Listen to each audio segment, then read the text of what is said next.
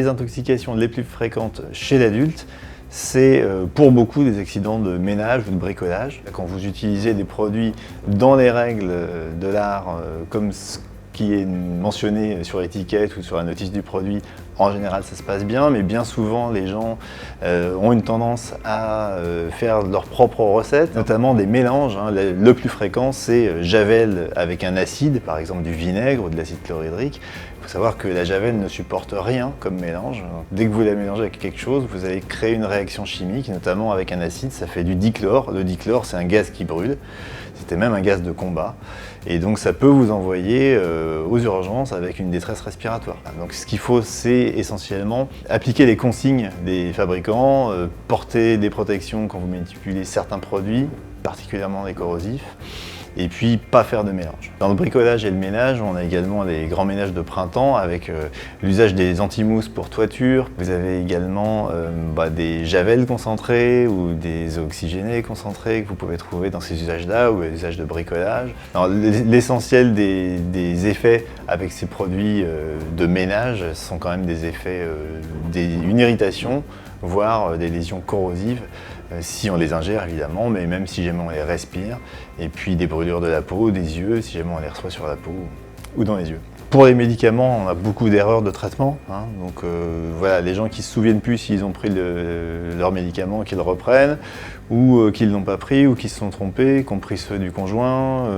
Donc voilà, on a autant de questions qu'on a de situations, parfois des questions plus problématiques. Néanmoins, voilà, ce qu'il ne faut pas, c'est par exemple déconditionner les médicaments pour les mettre en vrac, parce que vous risquez plus de vous tromper si vous faites ça. En plus de ça, les enfants peuvent passer derrière et puis leur mettre la main dessus.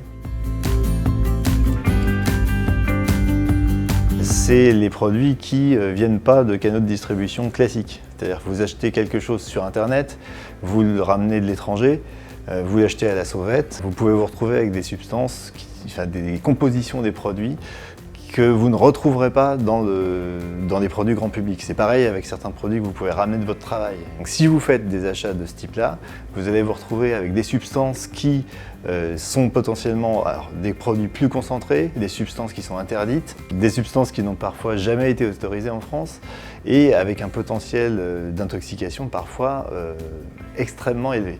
Donc effectivement, vous ne pouvez pas savoir la composition de ces produits-là, quel que soit ce que la personne qui vous la vend vous annonce.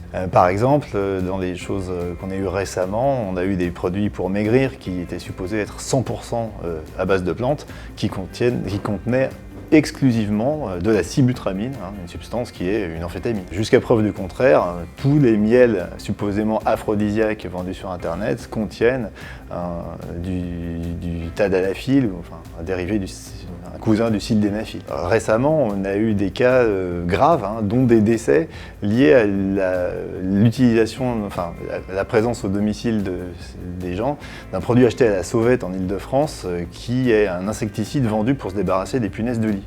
Donc vous voulez vous en débarrasser, on vous dit que ce produit-là marche beaucoup mieux, vous vous retrouvez avec ça chez vous, et ce produit-là, il a déjà occasionné plusieurs intoxications graves et des décès, parce que c'est un produit qui est interdit depuis une petite dizaine d'années en France. Alors une chose à proscrire également, c'est de déconditionner les produits, c'est-à-dire transvaser un produit dans une bouteille d'eau, parce que voilà, vous allez vous-même vous tromper, ou alors un autre membre de votre famille va se tromper, va attraper ça, va penser que c'est une bouteille d'eau et puis va le boire. Et ça, c'est ultra quotidien, on a des cas comme ça tout le temps. Alors, dans les choses à ne pas faire, on a déjà pas donner à boire après l'ingestion d'un produit, parce que certains peuvent mousser et il ne faut pas les faire mousser justement. Il ne faut pas non plus faire vomir, puisque bien souvent ça ne sert à rien, et puis parfois vous brûlez une deuxième fois avec le deuxième passage du produit quand vous faites vomir. En plus, il y a un risque de passage pulmonaire. Alors, dans tous les cas, une seule conduite à tenir, c'est d'appeler le centre antipoison pour bénéficier de conseils qui soient individualisés et adaptés à la situation d'intoxication. Pour plus d'informations sur les intoxications, rendez-vous sur la chaîne YouTube de l'AP-HP.